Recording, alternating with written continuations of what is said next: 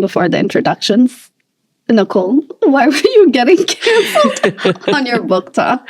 So I have a book talk that I share with my best friend. Okay, yeah. And the theme of the book talk is for us to read popular book talk books and then talk about whether or not we like them. Okay, fair. That's all it is. Fairs, yeah. And so I wasn't aware that in book talk, there are certain rules that you have to like abide to. Like it's not. Who made the rule? Who made this? The streets. Like it's a code of conduct. Oh. And it's a very thin line you have to walk. And if you speak out of turn, they will drag you. I got dragged. Oh, I got dragged. Oh, so, no, friend, what happened? Essentially, there was a book that everyone loved. Okay. I won't say what book it was before I get re-dragged. You know what book it is. I know y'all watching, but I know exactly what book this is. It was a book that it was one of those like smutty books. You know what book talk is all about? Yeah. It's all smut. It's all smut, right? Yeah. There was no plot, just smut. Yeah. And so the ground or the bar. That's one of the rules, actually, is that God forbid there's a plot. God forbid I want a plot. Yeah, absolutely. Yeah. No. So I read this book. It's all smut. I can't believe it. It has like 5 stars on Goodreads, like 10,000 reviews. And I'm like, this is a horrible book. And so I got on Book Talk and I said, so I should also add, the book was written by a Black woman and I was reading it for Black History Month. Damn. Here's when the rules apply. Oh, no. Apparently. I'm trying to guess so hard about what book this is, and I'm wondering if I'll tell you offline. Yeah, you'll tell me afterwards, because I'm so curious. Okay. Wait, did the book come out in this year? No. Okay, cool. No. Amazing. No. And so apparently, because it was Black History Month, there were sensitivities about reading like books by Black authors. Yes. And I had said that I did not like this book, which people really thought that, basically I said I didn't like the book. It was chill. The review was sitting there for a while. Yeah. Then someone with like 2 million followers who's friends with the author found my video, stitched it, and was like, she's anti-Black. She only messes with white men, blah, blah, blah. Why are they saying TikTok descend on her. And I'm just like minding my own business. Like I had no idea this was happening. Why are they saying you mess with white men? What do I true? Did you have a middle part in your braids? I always have a middle part in my braids. In that video, was it a middle part in the braids? Behind my ear, the whole fucking, that's how I look. But the allegations are not true. I don't stand for them. I don't stand for them. Are not true, y'all. They're not true. And so. Don't do my friend like that. And if you fuck with, like, who cares, right? Yeah. But she basically blew this up, and I'm like not on TikTok every day, and so I had no idea this was like blowing up. And then one of my friends, he calls me, he's like, "Are you good?" And I'm like, "Yeah, yeah, I'm actually having a great day." Yeah, I'm like, "Yeah, what's going on?" And he's like, "Have you been on your TikTok?" And I was like, "No." He's like, "Open up your TikTok," and I'm like, "Okay." And so I know your notifications for RIP. Oh my God, no. I had like. Your iPhone was like, but I had no idea because I didn't have notifications on for TikTok. Like I just don't have them on. Yeah. And then I get on there and it's just like millions of people. They're like, "Go die. I'm going to come jump you. Fuck you." Like this whole thing, it blew up and it got so bad that the author herself saw the video and then she made a video in response to it. This is a lot. Yeah. The author is crazy. Yeah. Get closer to the mic. Oh, sorry. Yeah. The author is crazy. You can also but wait, so what was the author like leave her alone and people could have different ideas? What's gag worthy is that I didn't watch any of these videos that people made about me. So I didn't watch anything that the author said. You know why? Because she has a life. I truly, I don't care. She also has other books she needs to read. Right. Like, I don't care. So I didn't see the original post that stitched me. I didn't see this is all from like my roommate / best friend and then also my friends telling me and the author. I like how everyone else is doing all the recon and I'm like, yo, that ass, I really don't care. You know, like nothing that I said in that original video, and all the videos are still up. Yeah. Nothing that I said in that video was like directed towards the author or directed towards like Blackness. I simply said that I did not like the book. It is what it is. Sometimes even authors of color write bad books. I think it's okay. I think there's like a lack of space to speak about things in a nuanced way online. Yeah. People see one clip and they run with it and they're like, oh, well, this must mean X, Y, and Z because she spoke about this one book in this way. And one of the top comments that I was always getting was that I read too many books written by non-Black authors. Okay. And I'm just like, okay. But how do you know that? Yeah. But also, not only that, the entire point of your TikTok, as you said, is to read booktok books. Right. Not to read. This is not like her personal. It's not your personal reading list. Right. There are books that I read that I don't post about because they won't gain any traction on BookTok, right?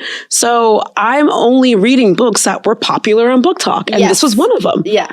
And so and if you look at all the videos that I have, there are some books that I really like, and there are some books that I actually despise. Yep. And I've spoken about them with a lot more intensity. Yeah. Because they are white authors, right? Yeah. So I have a bit more sensitivity for Black authors who are trying to do their thing. Yeah. Anyway, I got canceled. It was crazy. That's so wild. I lost a bunch of followers, and we gained a bunch of followers. I was going to say, listen, a little bad press could really get your followers. I know, my friend who called me, he's like a really big influencer, but in the illustration space. Interesting. And so he was like, you should lean in. I'm like, I'm not leaning into this. This is so chaotic. This is weird. This is so weird. I'm pulling all the way back. So that's what happened. If you want to follow me on BookTok, it's Spice Pages over on TikTok. Yeah, we'll post it in the thing below. But that was a drama. Didn't you have a BookTok? Weren't you doing that? I never did a BookTok. No. Book podcast? What were you doing? Never did anything related to books. I'm too close to, I can't. Yeah. And also, I feel like I would just spend the whole time cussing people out. Yeah. And be like, this is why you're wrong. And I'm like, let me not. I don't even like book clubs because I don't like reading books at the same pace as everybody else. We all have different paces. Absolutely. That's cool. Also, like, then we can all have opinions, but then what if your opinion is dumb? And then I can't say anything because this is a socialized event in which we're meant to be nice. Right. And no.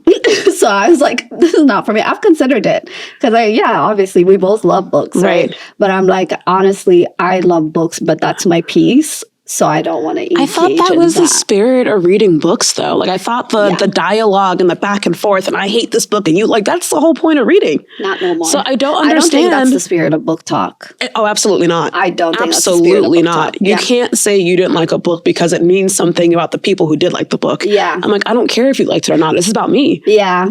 It means something to someone. There are tons of books that I like that people hate. Yeah. You know, and I don't really. And that's fine. That's fine. That's it's amazing. It's truly amazing. Okay. Well, now is the time to introduce my guest. This is Nicole. Do you want to share your last name or keep that off? You can keep it off. Yeah, thank you. We already know so much. You have her BookTok. And she recently moved to New York from Chicago. She's exploring around the city. I am. I have never seen, I mean, I remember doing this, but it was my early 20s when I moved here. Yeah. Trying to do everything all the time. Yeah. The strongest soldier that we have right now. Thank you. Thank you so much for agreeing to come on Are You New? Yay, welcome. Of course. Y'all don't know. I knew this girl back in like middle school. When I had a full-blown accent. Yeah. Right? Like, obviously, I still have something of an accent. I have every accent, first of all, now. Yeah. But when I had my full like Ethiopian accent, Nicole and me. Back in middle school. We had health class together? I think so. Yeah, we had health class together. Yeah, and the two African girls. Yeah, and then the one other Ethiopian boy sitting behind us. Yes. It was, Nicole called it the African row. Yeah. Yeah. It was a time. We went to a very diverse school and it was fantastic. So we did. That's how I met Nicole. And I've known that she liked books. I didn't know she was into like other forms of art until later on. So let's talk about, we got through the pleasantry. So let's talk about like inspirations. So your first time experience is going to be about what inspired you. Is it a book? Is it an art piece? What is it? What is the first inspirational like piece of artwork? Oh, for me, this is so easy. Yeah. It's animation. Right. I love storytelling. I love storytelling in any format. Yes. I love books, as you know. I like TVs. I like movies, but nothing really touches my soul like animation. Do you know what did it? What was the first piece of animation that likely, you were like, Sailor Moon. I was going to say the Sailor Moon. Yeah.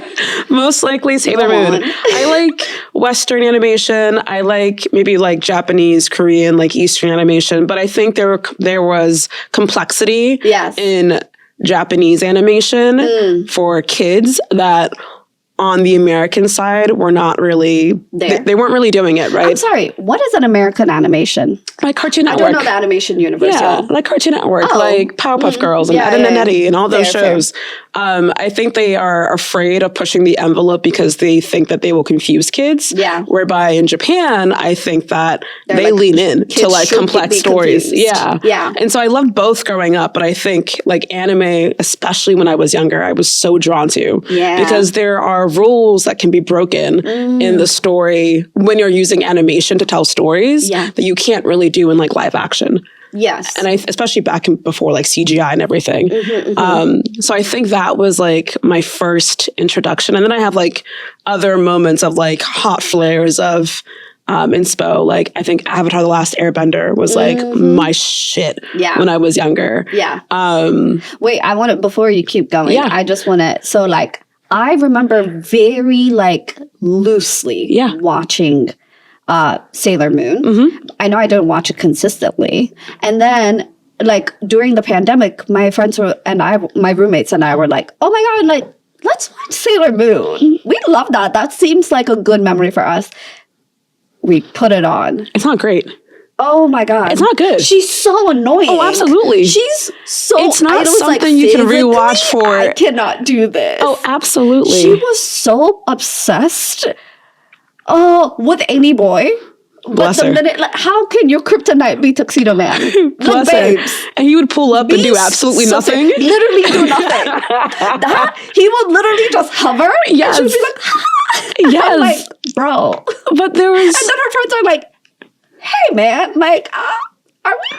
Because we are supposed to. But you're watching it for like the friendships and the storylines with the girls. The friendship is great. Right. And despite Darien or Mamoru, depending on what version you watch growing up, like him being a bit of a loser, like her trying to like get this man, then she gets in and they meet their kid from the future. Yeah. Like, it doesn't have great rewatch value. Like if you watch it for the first time as an adult, you're like, what is this? I felt like I was watching it for the first time as an adult. Absolutely. And then I was like, I can't. It's like a background. When I watch it now, it's like background noise. I don't watch it and be like, oh, I want to sit here. Yeah, I want to engage. Right. Versus like Avatar: The Last Airbender. Like I feel like anyone can watch it. It's so good. I really think it is like an absolute timeless piece. It's so good. Yeah. So that's like my biggest source of inspiration. So I also do like illustration work. Yeah. And I focus on like character art and like graphic novels. And I pull a lot of my inspiration from like the shows that I used to watch as a kid or trying to create something that would emulate those feelings that I had when I was a kid watching TV. Do you still watch the newer animes? Like every now and then. Current animes. I feel like everything else, like quality has like decreased sharply when it comes to TV. I mean, I would imagine an anime, right? The illustrations and what you can do has grown significantly. Absolutely. Right? Absolutely. So what quality do you think has decreased? Like the plot? The plot. Yeah, I think that they're pushing it's out... damn phones, y'all. We gotta put them down. I think they're pushing out so much content. Yeah. You know, I feel like back in the day, you had like, 2, 3, 4 really good animes that were out in a year. And that was like really all we had access to. Yeah. And now you have apps like Crunchyroll where they have their own streaming platforms. Yeah. And there's just so much content. Yeah. And I think it's hard to make all of those really good. And then like also the fact that like these stories are so long. Yeah. And so the direction seems limitless. Absolutely. Which in storytelling, I think is a very tricky thing to navigate. To it. Like there are definitely like shorter shows that you could watch. Yeah. Especially the romance ones, which are my favorite genre, where they never do more than 2 seasons, which is tragic. But that's what makes it short and sweet. Yeah. Also, you know, with romance, if you do more than 2 seasons, then there will be problems. So. Absolutely. Yeah. Why dive in? Okay, so do you remember what your first animation drawings are of like what characters, or is it characters you made up? When I was younger, I would say my first characters that I drew were probably from Pokemon. I think I loved Sailor Moon, but I think I drew Pokemon a lot when I was younger. And maybe like Dragon Ball, Dragon Ball Z. I mean, everyone, all those remember? Kids are always drawing like Vegeta and Goku. Yeah, actually, very true. So I think that's like the earliest thing. I feel like the girls were just so pretty that I'm like, I can't draw them. They're so pretty. But like, I'm going to ruin perfection. Right. But like Goku, I'm like, whatever. I can practice on Goku. So I think those are the earliest days. And I still have, actually. There was one day at Ronald McNair Elementary School. Oh my God, Ronald McNair is crazy. Right? Okay, yeah. At elementary school, we had indoor recess because it was raining super hard. And so I started drawing like this comic. You guys, it was either Bill Nye or like you had to do something with your life. Yeah. We didn't have anything else. Right. Yeah. And so I started drawing on this comic, and it has like these characters, and they're just like trying to go through this adventure together, and there's like romance. And I still have it. It's like in my apartment Shout out in to your New parents York. For keeping that. My parents did not keep it. I kept it. But you guys had so many moves where you're just like, this is my most important. Yeah, it's like, this is my folder. I'm taking this everywhere.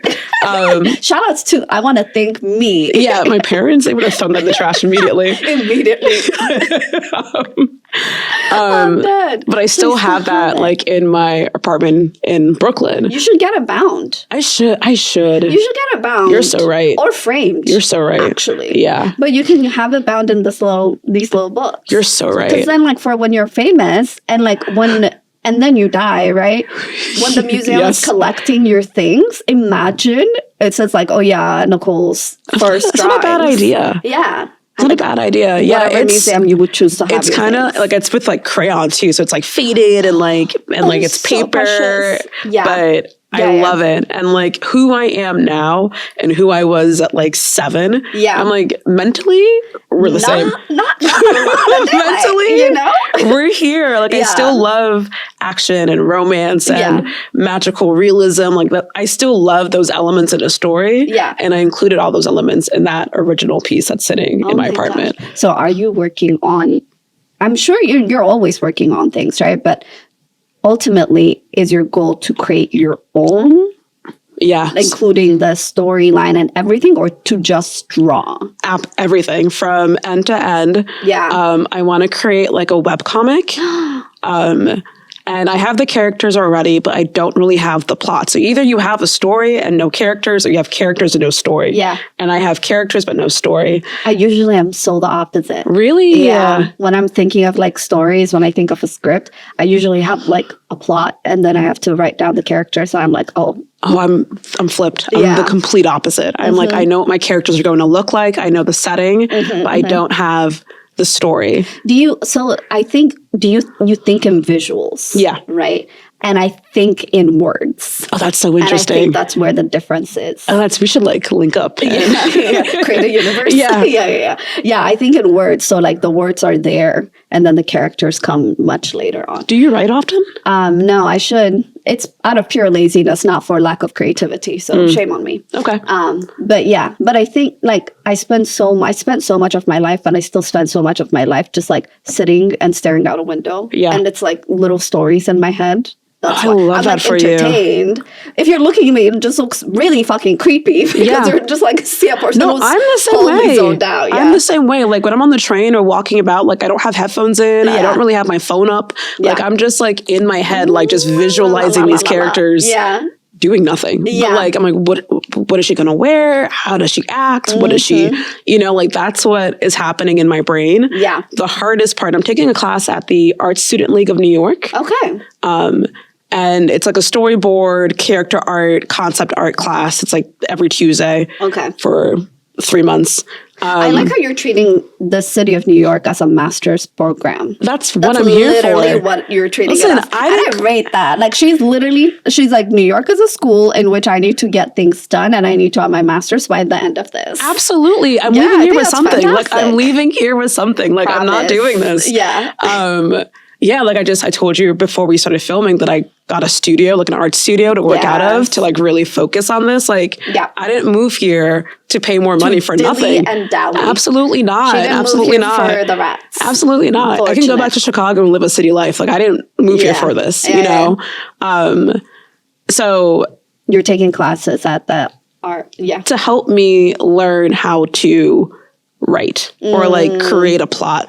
And honestly, the class itself is very unstructured and bizarre. Yeah. But just hearing other people tell their stories and what they're trying to do with those stories helps me shape my idea in my head. Okay. You know, like I look around, I'm like, you guys are kind of weird. I'm not going to lie. Love them dearly, but they're kind of weird. Yeah. But hearing them talk about what they want to do, I'm like, okay, like I'm like shaping my story in my head. So in that way, it's very useful. So I'm hoping that by the end of like my time in New York, like I will have like the first draft. Not even. I want it like on Webtoon. Like I want it on Webtoon. Like I want the first season done. Yeah. I think you can do that. I think so too. I think it's very achievable. Yeah, I think so too. I think the fact that you spent so much time with the characters in your head is so significant. Yeah. Because you're filling out like just little holes to create that universe fully. But I think that's very doable. And this is the place I've kind of like soft launched it. So during the pandemic, I got back into art and I was posting my art on Instagram. And for whatever reason, that like kind of blew up. Yeah. And so my characters... Because it's so niche, Nicole. That's the other thing. Like what's really cool about this is like, no, I think a Black woman doing this in this space and so outspoken about it, not just like this is my little hobby that I do on the side, but like publicly, like this is what I want to do. I'm interested in this. This is how I've done. You can see my work. Yeah. Speaking about it out loud, I think that's very niche, you know? You might be right. Yeah. And animation, like anime in general in the US specifically, still very like a new hype thing, right? People are still very much discovering it. Yeah. So to have somebody who's been living in that world, who's like true to this, it's rare. And to have it be like a Black girl is so rare, which is super cool. I think one of my other goals at the end of this is to gain the attention of Meg Thee Stallion, because she's also like a Black girl anime nerd as well. So I want to like sync the two things and maybe have her. I don't know how we could work, but like something there. Yeah. That's like the cherry on top. That's when I'll close reach out to my friend, please. It makes sense. Michael B. Jordan, you also like it. Whatever. Nicole can draw both of y'all as characters in a universe, as visiting characters in the universe. It's not a problem. Yeah, that makes sense. Yeah, having Meg like be kind of like the spokesperson. Love it. How lucky are we? Love it. And she's worked with a couple of my friends like in the industry, like in the illustration space. So I know that she's like, she has her ear to the streets in that way. Yeah. And so I want to get back on like my shit and like start creating and sharing again to hopefully like sync those two worlds together and then like work with her in some capacity, because I love her. That's super cool. Yeah. Okay. So as far as like first time art is concerned, for people who don't watch anime but would like to start, what's your recommendation? Like 2 recommendations you have for people who've never seen, they haven't even seen Sailor Moon. I would say Attack on Titan is really good. If you liked Game of Thrones, I think you'd be into it. It's not as fantastical. People is me, by the way. In that way, but it has like the drama that I think would help people who have that blocker about like, oh, it's a kid's show. Like it's such, the themes are so serious and the characters are so complex that I think it's so easy to get into from episode 1. So I would say Attack on Titan is like a really, really good starting anime. Like I love it. I mean, my favorite anime of all time is Naruto, but that one, it's a little tough to get around. But I would also say maybe... I've heard Naruto being recommended countless times, to be fair. I love it, but it's for the girlies who have time to watch a show for 20 years. It's one of those Grey's Anatomy. I have that time. Yeah, it's a Grey's Anatomy type of show. Yeah. But I love it. Okay, cool. And then I think for the girls who want something a bit more gentle, a bit more soft, I would go with From Me to You. Oh, it's on Netflix. It's on Netflix. Yes, it's on Netflix. That's a really good like romance anime. I think it's very funny. That's so cute. I think it's very silly, but also like it's very personal, and I think people can relate to it. Yeah. So if you want something a bit faster paced, I would say Attack on Titan is the way to go. But if you want like a very gentle, calming, like shit, like I kind of feel drawn to these characters. Yeah. From Me to You is a good way to go. Fantastic. Okay, cool. And then for people who want to get into actually creating their own anime. Oh, you can start Get a pen, get a paper, turn on YouTube, go on Proco. Oh. So Proco is like the art channel that has a bunch of freelance or even people who have studio jobs like illustrators, and they will sit and teach you how to draw. I think Proco is the best channel. That's super cool. I haven't heard of it. It's truly like art school. I would argue you don't really need unless you're trying to get into the industry and work at a studio. Yeah. Because art school is really for those like industry connections. Yeah. But if you're trying to do the freelance route, I would actually say get on YouTube. Okay. Because I learned everything I know about illustration and anatomy and drawing through YouTube. Everything. YouTube University. Absolutely. Proco, like it's so solid. I love it. That's amazing. That's actually really great advice. And I feel like people will find that very, very useful. Yeah, start today. Yeah. Okay. So now we're going to move on to our last segment. It's a game called True Millennial. Okay. In which I will ask you 5 questions from a very specific time period. Oh, God. From 2010, right? Okay. They are pop culture events that happened in 2010. Where was I in 2010? I think you were here because we graduated. In like 2010 is like first semester of senior year. We graduated in 2011. I might have been in Ghana, but I'm playing. But I still know you were plugged in. Yeah.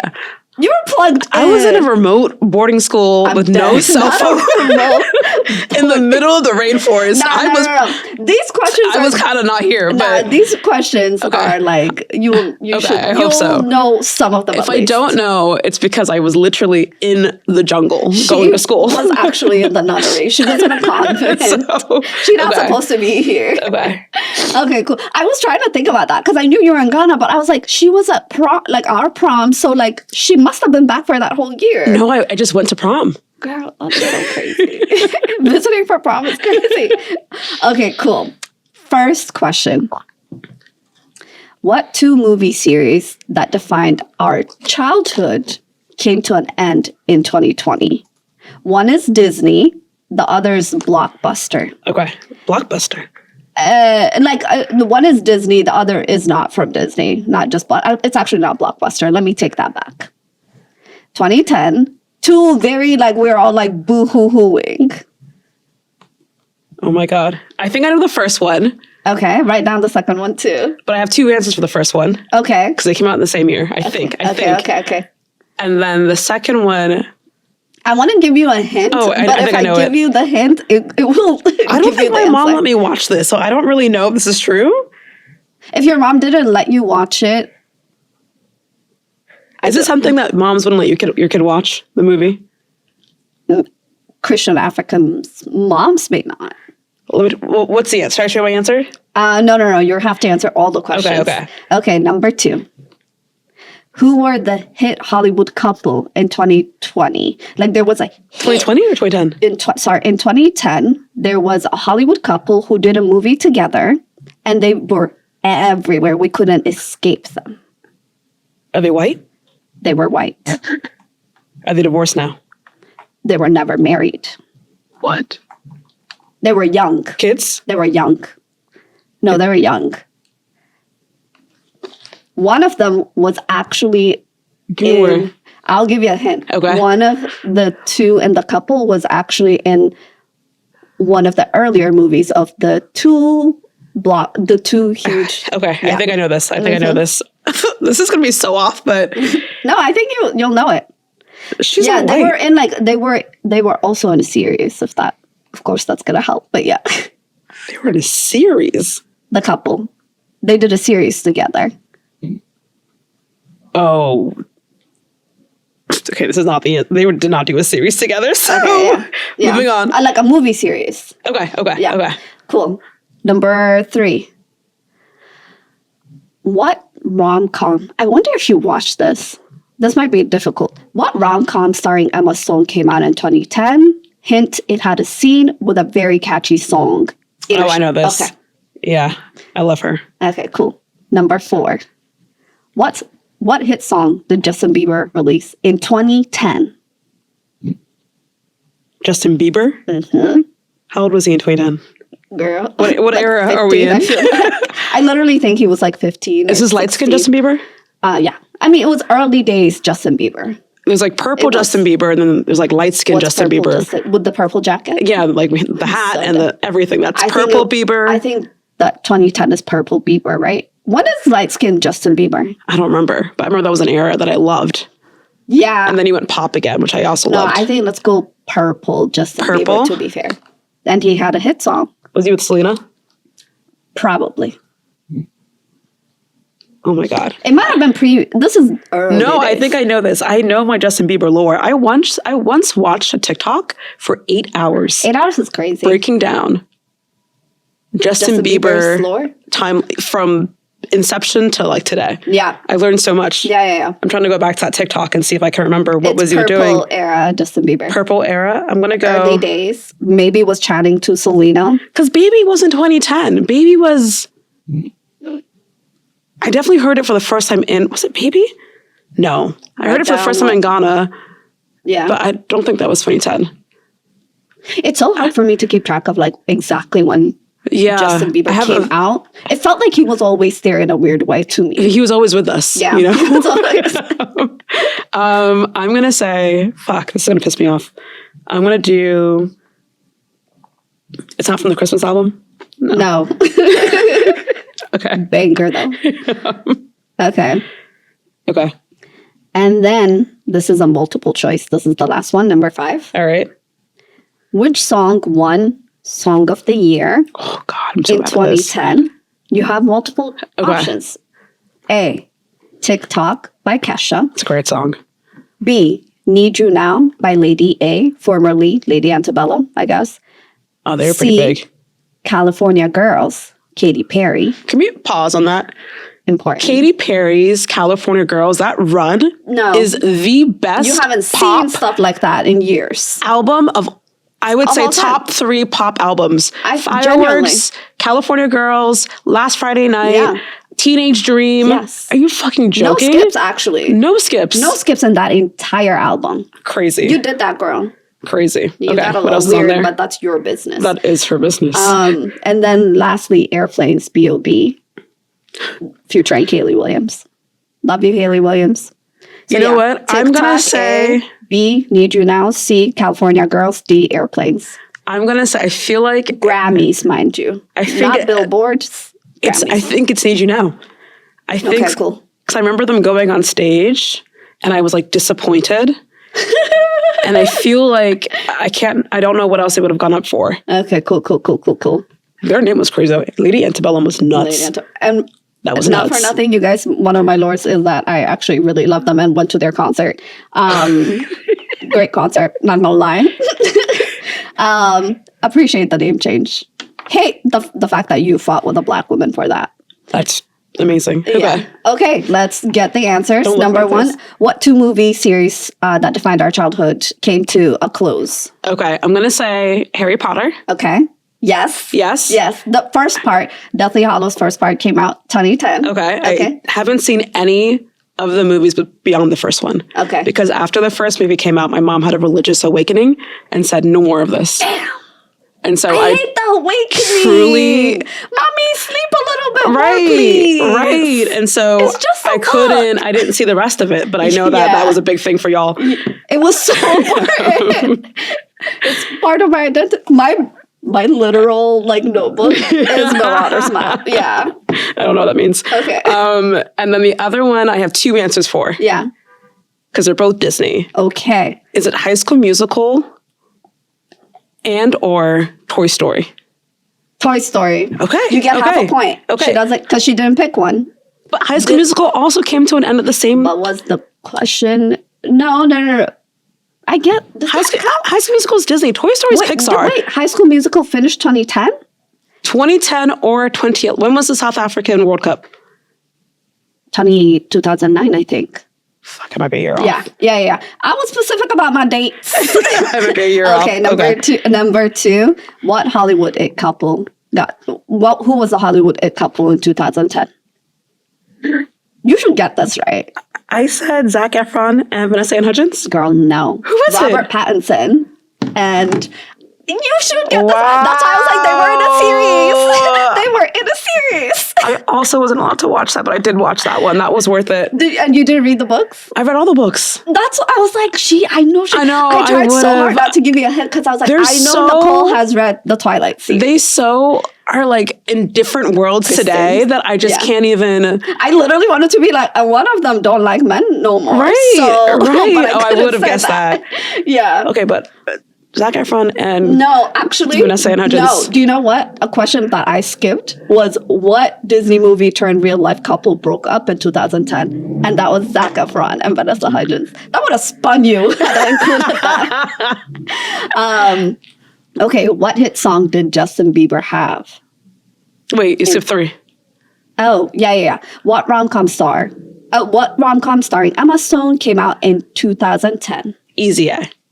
That one I know. That's my fucking show. Hey, I got a bucket. I got a bucket. With Lonely Boy. What's his name? Penn Badgley? Humphries? Yeah. Fantastic. Penn Badgley. Shout outs.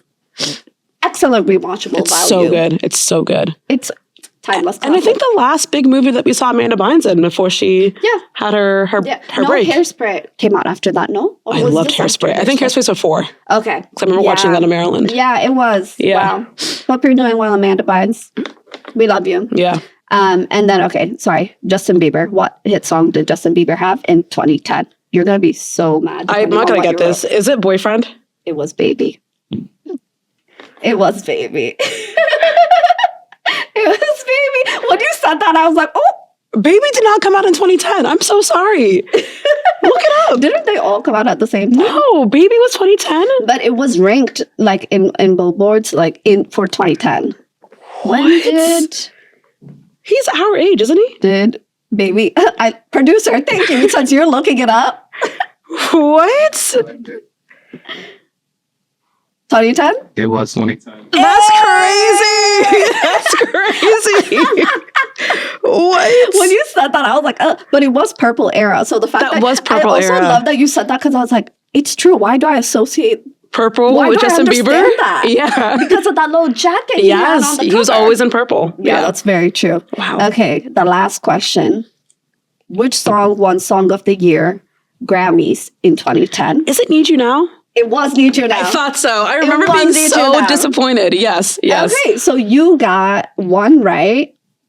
You got 2 wrong. I'm counting which ones you got. You have like 3 right? You got Need You Now. Yes. You got Easy A. And I got 1.5. Toy Story. Toy Story's Pixar.